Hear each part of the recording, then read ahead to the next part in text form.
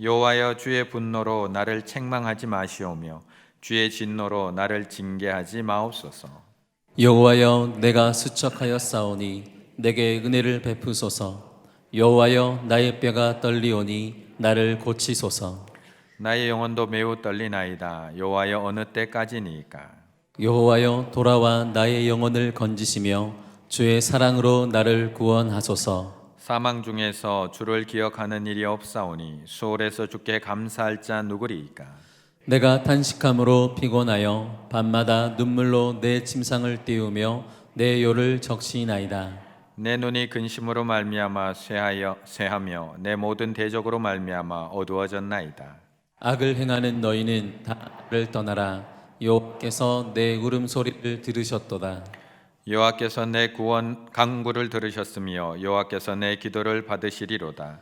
내 모든 원수들이 부끄러움을 당하고 심히 떨며 갑자기 부끄러워 물러가리로다. 아멘. 코로나가 시작된 지 어느새 1년 반이 지나가고 있습니다. 몇 달만 고생하면 나아지겠지, 몇 달만 참으면 끝나겠지 생각한 것이 벌써 1년 반이 흘렸고요. 아직도 우리가 견뎌내야 될 시간들은 조금 남아 있는 것 같습니다. 그런데 도대체 이 코로나19 바이러스 어디에서 시작된 것일까요? 어디에서 시작돼서 우리를 이렇게 오래 힘들게 만드는 것일까? WHO 세계보건기구에서 어디서 시작되었는지를 확인하기 위해서 2019년 12월에 코로나19 환자가 제일 처음에 발생을 한 중국 우한을 찾아가서 조사하게 됩니다. 하지만 확실한 결론을 내리지 못하고 돌아옵니다.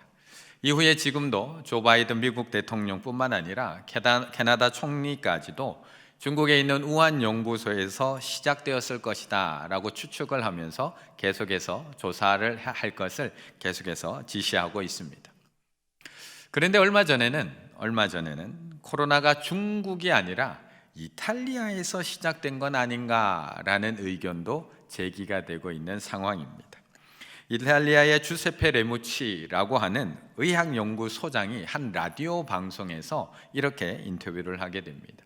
2019년에 11월, 12월에 중국에서는 코로나 집단 감염이 발생하기 이전에 이탈리아 북부 지역에 있는 노인들이 이상한 특이하고 심각한 폐렴 증상에 집단으로 감염된 일이 있었다라고 이야기한 겁니다.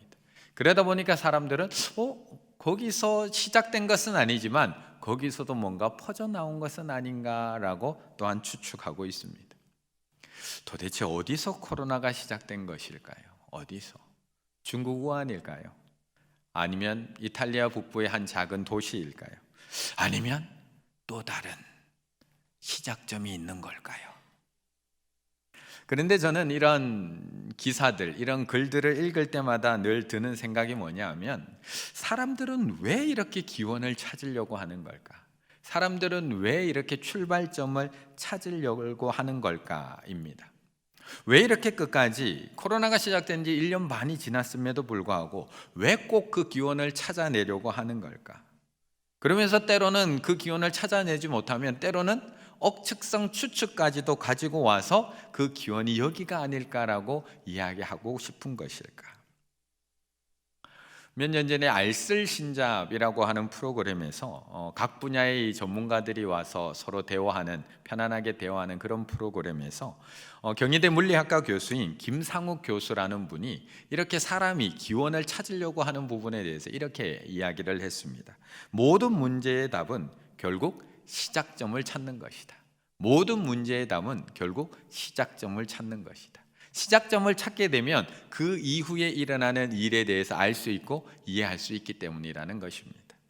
그래서 스티븐 호킹 박사가 세상의 시작이라고 생각을 하는 빅뱅을 연구하려고 했고, 프로이드도 마음의 근원을 찾아서 연구하는 이유가 바로 그 출발점을 알아야지 그 이후에 일어나는 일들을 이해할 수 있고 거기에 맞는 해결책을 내어놓을 수 있다라고 생각하기 때문입니다. 제가 즐겨보는 프로그램 금쪽 같은 내 새끼. 네. 지난주에도 한 아이가 등장을 했습니다. 두 얼굴을 가진 6살 난 딸아이 연설라고 하는 예쁜 첫째 딸아이가 등장을 했습니다. 평상시에는 얼마나 천사 같은 아이인지 모릅니다. 엄마 일도 너무 잘 도와주고요, 행동도 빠르고요, 똑똑하고요, 너무나 사랑받는 아이입니다. 그런데 엄마가 안 볼 때면 조금 동작이 느린 바로 밑에 여동생과 막내 남동생을 때리고 묻니다. 그래서 가끔 엄마의 눈에 그게 띄게 되면 엄마는 혼냅니다. 그러면 안 되지, 언니가 그렇게 동생을 때리면 안 되지, 물면 안 되지, 때리고 다그칩니다. 그런데 고쳐지지 않습니다. 행동이 나아지지 않습니다. 왜요? 근원과 이유를 모르니까요. 행동만 교정하려고 하니까. 그런데 오은영 박사와 패널들이 그 아이를 카메라를 설치하고 잘 관찰해 봤더니 이유가 보이더라고요. 원인이 보이더라고요. 이유와 원인은 아이에게 있었던 것이 아니라 엄마의 강박적 특성, 엄마의 강박적 특성이 있었습니다. 엄마에게 사랑받고 싶었던 이 첫째 딸 연서는 엄마에게 인정받고 엄마에게 칭찬받고 싶어서 엄마가 가장 좋아하는 거, 엄마가 가장 좋아하는 빨리 정리정돈하는 거, 그걸 빨리 정리정돈해서 엄마에게 인정받고 사랑받고 싶어서 어지럽히는 동생을 때릴 수밖에 없는 겁니다. 동생은 조금 행동이 느리고 늘 어지릅니다. 막내 동생은 얼마나 어지르겠습니까? 그러니까 조금이라도 어지르고 치우지 않으면 동생을 때리는 겁니다. 그리고 막내 동생이 오면 둘째 동생을 시켜서 때리도록 만듭니다. 왜요? 동생이 오면 또 어지르니까.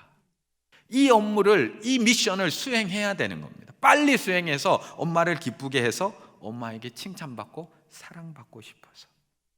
그래서 오은영 박사가 처방을 내립니다. 그 처방이 뭐냐 하면 나무늘보 육아법. 나무늘보 육아법. 아이가 천천히 하라는 게 아니라 엄마가 강박적 특성에서 벗어나 느리게 아이들을 대해야 된다는 겁니다. 그래서 말도 천천히, 행동도 천천히 기다려주라는 겁니다. 그런데 그렇게 하자, 불과 며칠 그렇게 하자 아이가 변하기 시작합니다. 왜요? 아이가 마음이 느긋해지기 시작을 하니까 서로 형제 간의 관계가 좋아지기 시작을 하고 가정이 회복되기 시작을 합니다. 근원을 아는 것, 이래서 중요한 겁니다. 근원과 이유를 알아야 되고 찾아야 되는 이유, 이래서 중요한 겁니다. 어쩌면 거기에서부터 문제의 답을 찾아갈 수 있기 때문에 그렇습니다. 그래서 우리를 정말 힘들게 하는 게 뭐냐? 우리의 삶에서 우리를 정말 힘들게 하는 게 뭐냐? 근원과 기원을 찾아낼 수 없을 때, 그때 우리는 아주 힘들어합니다. 그 이유를 정확하게 알지 못할 때, 이유만 알면, 출발점만 알면 거기서 답을 찾아서 해결하면 되는데 도저히 그 이유를 알 수 없을 때, 그 이유를 모를 때 우리는 더 큰 좌절감에 빠지게 됩니다. 어떤 일이 나에게 닥쳤는데 그거에 대한 왜 이 일이 일어났지? 라는 질문이 생길 때 고통이 찾아옵니다. 2절의 말씀 함께 읽어보겠습니다. 2절입니다. 여호와여 내가 수척하였사오니 내게 은혜를 베푸소서. 여호와여 나의 뼈가 떨리오니 나를 고치소서. 아멘. 이 시편 6편은 다윗의 시입니다. 그런데 1절부터 다윗의 신음소리와 다윗의 절규가 1절부터 넘쳐나고 있습니다. 1절 여호와여 주의 분노로 나를 창명하지 마시오며 주의 진노로 나를 징계하지 마옵소서. 이어지는 2절 여호와여 내가 수척하였사오니 살이 다 빠졌대요. 내게 은혜를 베푸소서. 여호와여 나의 살을 넘어서 뼈가 떨려오니 나를 고치소서. 심지어는 3절 나의 영혼도 매우 떨리나이다. 여호와여 어느 때까지 이런 일이 있겠습니까? 라고 부르짖고 있습니다.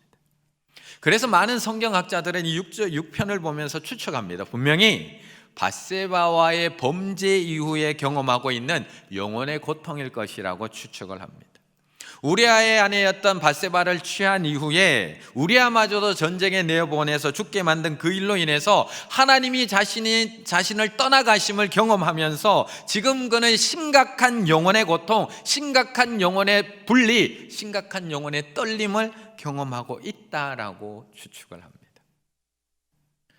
그런데 오늘 6편을 읽어보신 분들은 알 겁니다. 조금만 더 읽어내려다 보면 이 떨림이 밧세바의 사건에서 비롯된 떨림이 아니라는 것을 쉽게 알 수가 있습니다. 8절과 10절을 보면 너무 쉽게 합니다. 8절에 이렇게 말씀합니다. 악을 행하는 너희는 다 나를 떠나라. 10절, 내 모든 원수들이 부끄러움을 당하고. 죄가 아니라 뭔가 나를 공격하는 대적이 있다는 얘기입니다. 나를 죽이려고 달려오는 악한 무리가 있다는 것입니다. 단순히 죄로 인한 고통이 아니라 악을 행하는 너희, 내 모든 원수들, 분명 다윗을 공격해오는 대적이 있다는 것. 그래서 또 다른 몇몇 성경학자들은 이 시는 밧세바 사건이 아니라 압살롬, 그의 아들 압살롬이 다윗의 생명을 위협하며 쫓아올 때 도망하면서 지은 시일 것이라고 추측하기도 합니다. 도대체 무엇 때문에 다윗에게 이 고난이 또 찾아온 것일까요? 나의 죄 때문에 이러한 고난이 나에게 찾아왔는지, 누군가 나를 죽이려고 하는 원수들 때문에 지금 숨을 쉴 수 없이 이 고난에 빠져 있는 것인지 알 수가 없습니다. 그 이유를 정확하게 알아야지, 그 이유를 정확하게 알아야지 회개를 하든지 대적과 나가서 맞서 싸우든지 할 텐데, 오늘 이 다윗의 시편에서는 이 정확하게 그 이유를 알 수가 없다는 것입니다. 그 이유를 얘기하고 있지 않습니다. 사실 시편 안에는 참회의 시가 7편이 담겨 있습니다. 7편의 참회 시가 있습니다. 6편, 25편, 32편, 38편, 51편, 130편, 143편. 이 중에 130편만 딱 빼고 나머지는 다 다윗의 참회 시입니다. 다윗은 이 정도로 자신의 죄를 깨달아 알아갈 때마다 모르고 있던 죄조차도 깨달아 알게 되는 그 순간 하나님 앞에 회개하며 참회했던 그런 훌륭한 왕이었습니다. 그래서 시편 25편에서도 이렇게 하나님 앞에 회개하며 참회하며 나아갑니다. 여호와여, 나의 죄악이 크오니. 32편에서 주께 내 죄를 아뢰고, 38편 나의 죄로 말미암아, 51편 나의 죄악을 말갛게 씻기시며. 이처럼 다윗은 나의 죄 때문이라는 이 나에게 다가오는 이 고난의 근원을 알게 되면 바로 하나님 앞에 나아가서 참회했던 왕입니다. 나의 죄로 인해 찾아온 고난, 그것을 알게 되는 순간 이 죄의 문제를 가지고 하나님 앞에 참회하며 나아가면 됩니다. 그리고 내가 얼마든지 참아낼 수 있습니다. 내가 얼마든지 이 고난 견뎌낼 수 있습니다. 왜요? 내가 잘못한 일이니까, 내가 죄 지은 일이니까. 조금 아프고 힘들어도 내 죄 때문에 나에게 찾아온 고난인데 내가 견뎌내야지, 내 죄 때문에 나에게 임한 이 고난인데 내가 참아내고 내가 이겨내야지. 나의 죄로 인한 닥쳐온 환난이라면 얼마든지 견뎌내고 참회하며 견딜 수 있습니다. 그런데 오늘 이 시편 6편에서는 아무리 찾아봐도 죄를 찾을 수가 없습니다. 죄를 찾을 수가 없습니다. 내가 무엇을 잘못했는지를 알 수가 없습니다. 도대체 이 고난의 시작이 어디서부터 시작되었는지를 알 수가 없습니다. 도대체 이 고난의 화살이 왜 나에게 날아왔는지 이해할 수가 없어서 더 고통스러운 겁니다. 내 죄 때문이라면 얼마든지 내가 감내해낼 수 있습니다. 그런데 죄 아니라면 왜 나에게 이 고난이 찾아온 것인가? 더 고통스럽다는 겁니다. 마음공장 심리코칭연구원이라는 것을 운영하시는 오원웅 목사님이라는 분이 있습니다. 오원웅 목사님.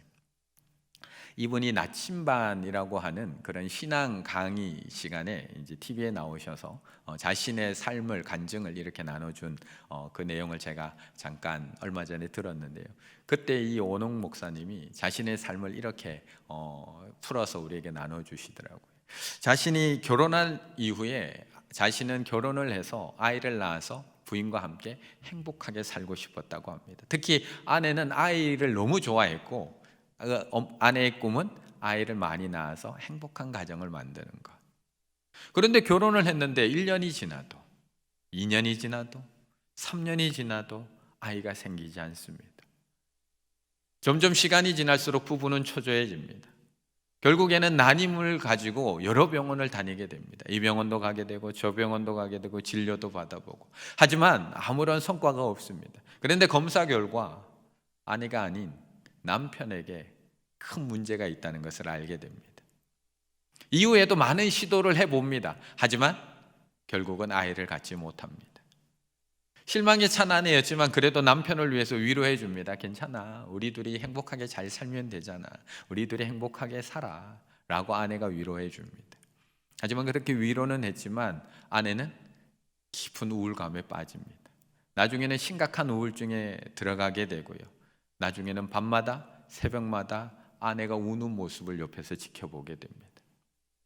나중에는 불안 증세가 심해져서 약을 복용하게 되고요. 나중에는 너무 심각해져서 실어증까지 아내에게 됩니다. 말을 하지 못하는 실어증까지 경험하게 됩니다.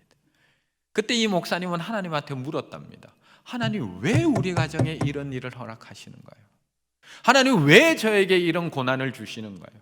하나님, 저는 괜찮은데 왜 제 아내에게 이런 고난을 겪어서 말도 못하게 하나님 만드시는 건가요? 라고 하나님 앞에 질문을 던질 수밖에 없었답니다.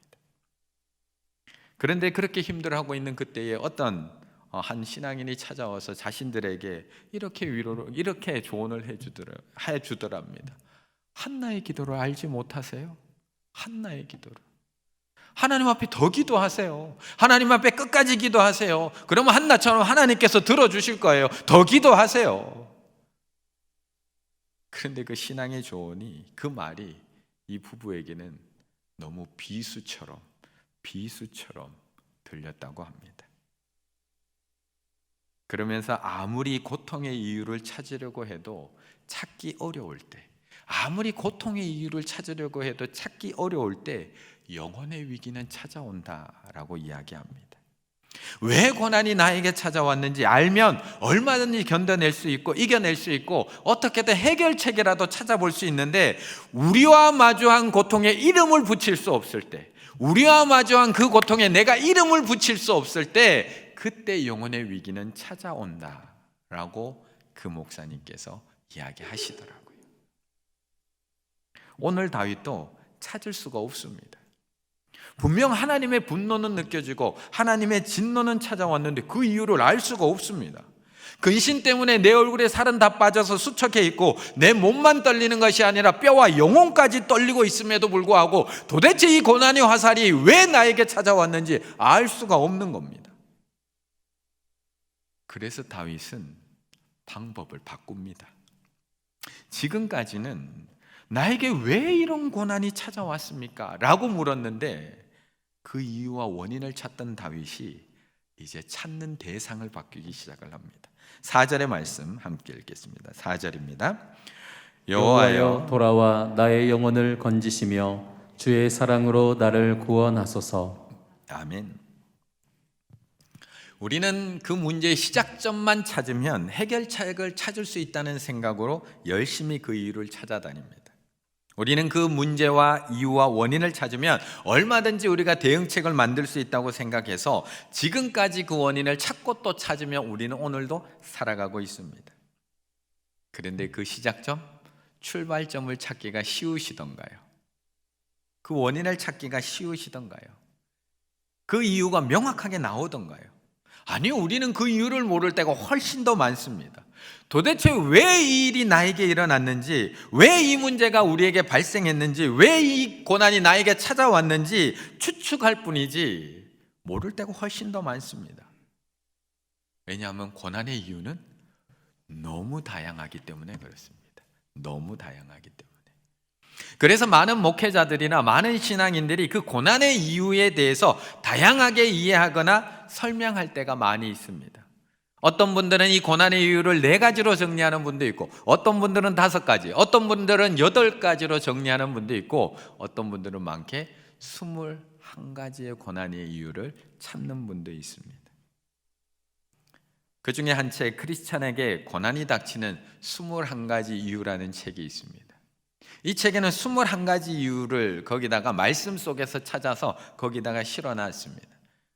제가 이 시간 21가지를 다 말씀드릴 수는 없고 그 중에 일부분을 제가 말씀드리면 이런 겁니다. 4번째 이유는 이렇게 얘기하더라고요. 하나님 앞에서 우리가 더 겸손해지기 위하여 하나님께서 우리에게 고난을 허락하신다.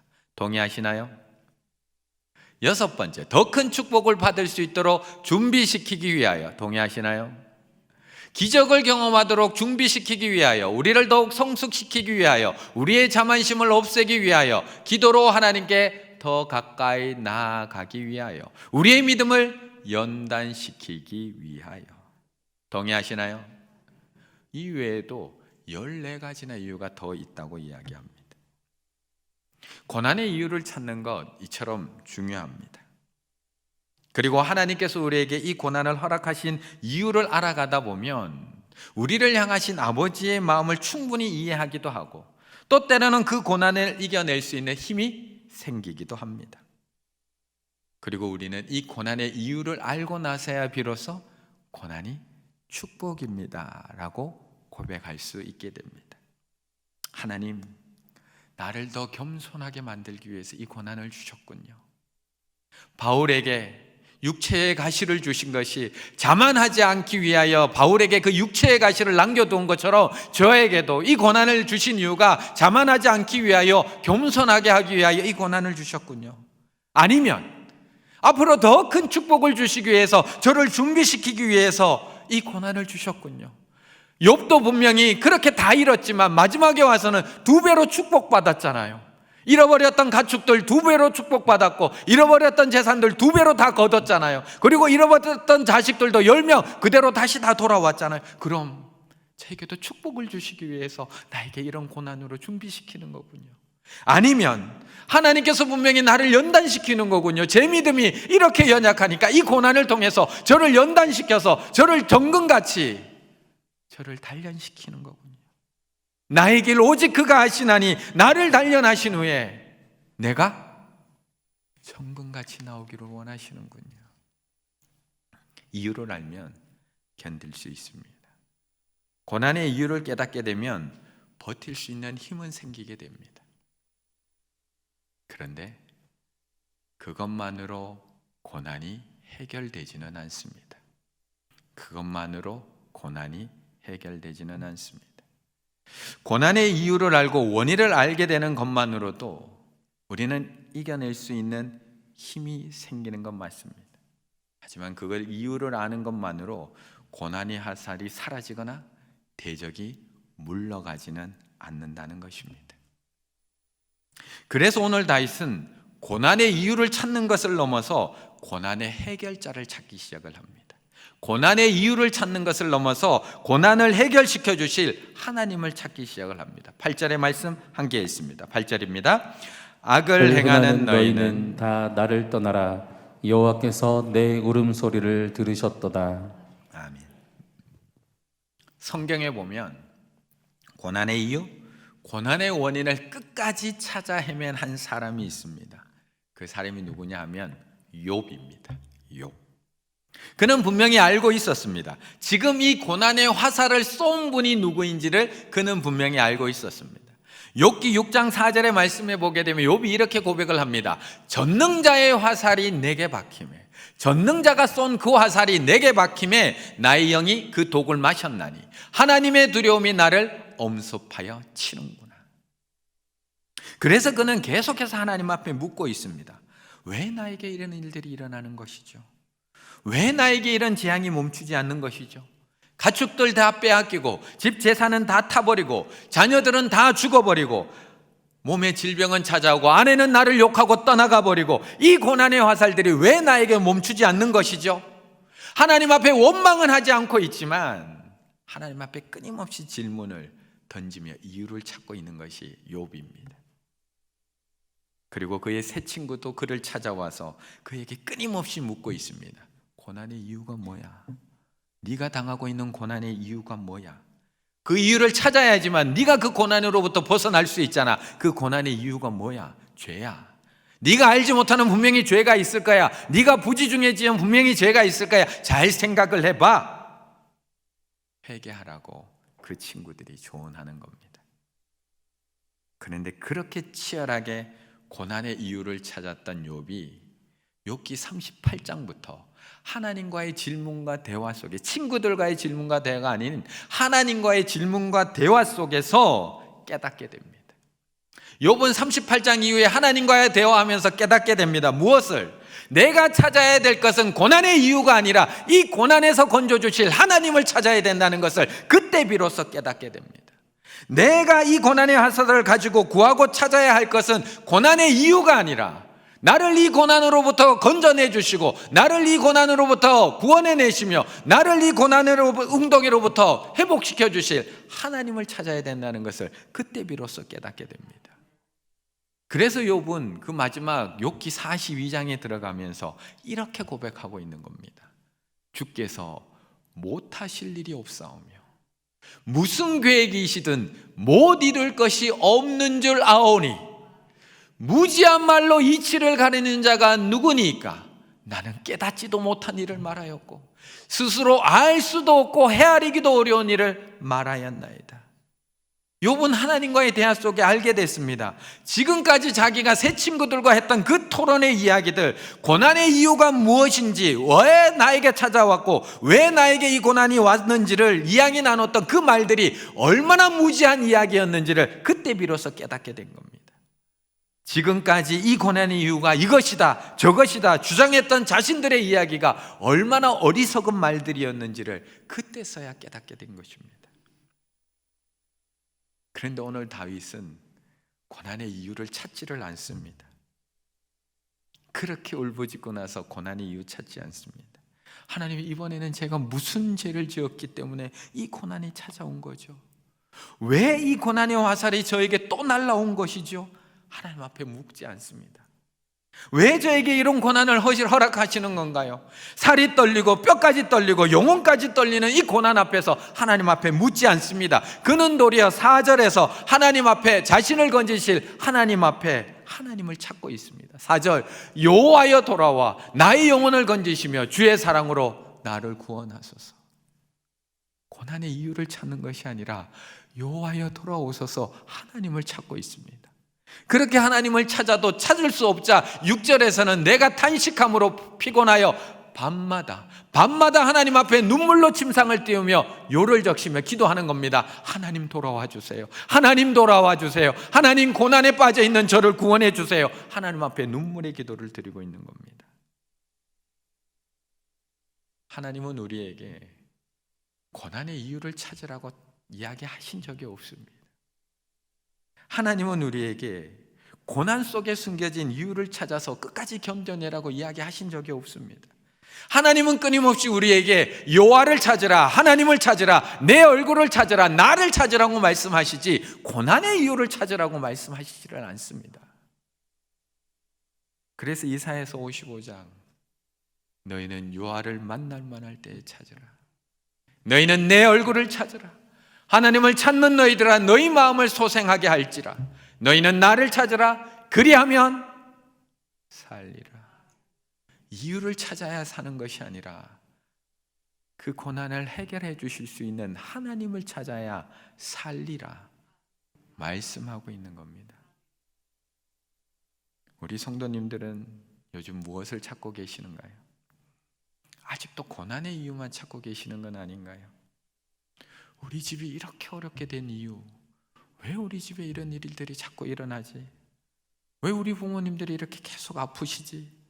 왜 우리 부부관계가 이렇게 깨어질 수밖에 없는 거지? 도대체 이유가 뭐지? 왜 우리 자녀들이 저렇게 일이 잘 안 풀리고 앞길이 이렇게 잘 해결이 되지 않고 왜 아예 우리 자녀들이 이렇게 좋은 길로 좋은 건강한 모습으로 살아가지 못하지? 아직도 고난의 이유만 찾고 계시는 건 아닌가요?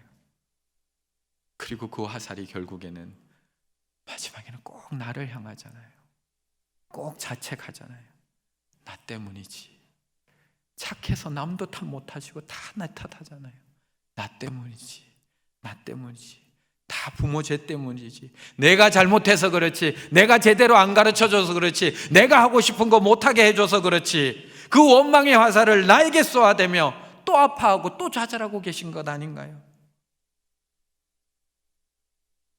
하지만 그 문제의 원인을 찾는다고 해서 그 문제 절대 해결되지 않습니다. 그 고난의 이유 찾는다고 해서 그 문제 절대 해결되지 않습니다. 우리가 찾아야 할 것은 화살을 쏜 사람이 아니라 그 화살을 뽑고 치유해 주실 하나님입니다. 우리가 찾아야 할 것은 누가 이 화살을 쐈어가 아니라 나를 살리시고 나를 건지시고 나를 구원해 주실 그 하나님을 찾아야 한다는 것입니다. 그렇게 우리가 하나님을 찾고 또 찾을 때, 다윗처럼 찾고 또 찾을 때, 밤마다 요를 적시고 침상을 띄우며 하나님을 또 찾고 또 찾을 때 10절에서 마지막 결론이 어떻게 나느냐? 모든 원수들이 부끄러움을 당하고 심히 떨며 갑자기 부끄러워 물러가리로다. 하나님을 찾을 때 물러가는 역사가 일어난다라고 이야기하고 있는 겁니다. 고난의 이유를 아는 것 중요합니다. 하지만 우리가 오늘도 이유를 알 수 없는 수많은 고난 앞에서 우리가 찾아야 할 것은 고난의 이유가 아니라 고난에서 건지실 하나님입니다. 찾으십시오. 오늘도 찾으십시오. 이유 없는 고난이 주어졌다면 유아를 만날 때입니다. 찾으십시오. 고난의 이유가 아니라 그 웅덩이에서 건져내실 하나님을 찾으십시오. 화살 쏜 사람을 찾지 마시고 그 화살을 뽑으시고 상처를 싸매어 주실 하나님을 찾으시고, 우리를 살리실 하나님을 찾으시고, 우리를 그 웅덩이에서 건져내실 하나님을 찾으십시오.